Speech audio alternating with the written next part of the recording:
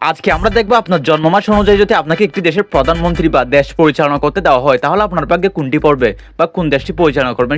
শুরুতে জানুয়ারিতে যারা জন্মগ্রহণ করেছেন আপনারা দক্ষিণ কোরিয়ার প্রাইম মিনিস্টার পদ পাচ্ছেন, অর্থাৎ বিটিএস আপনাদের হাতে মনে রাখতে হবে। এরপর ফেব্রুয়ারিতে যারা জন্মগ্রহণ করেছেন আপনারা পাচ্ছেন চীনের প্রাইম মিনিস্টার পদ।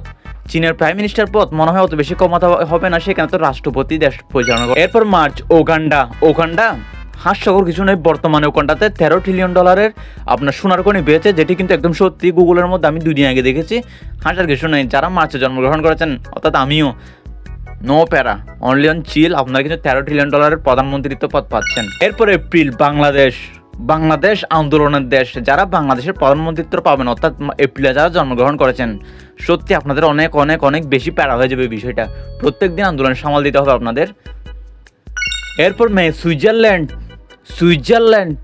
এই দেশের প্রধানমন্ত্রিত্ব পদটা যদি আমি পেতাম তাহলে আমি সুইজারল্যান্ডে সারা জীবন থেকে যেতাম, বাইরেও কোনো রাষ্ট্র সফরে যেতাম না, কারণ সুইজারল্যান্ড হচ্ছে এমন সুন্দর একটি দেশ। সুইজারল্যান্ড শিওর আপনারা যারা মেয়েতে জন্মগ্রহণ করেছেন আপনারা অনেক অনেক বেশি লাকি। এরপর জুন, উত্তর কোরিয়া।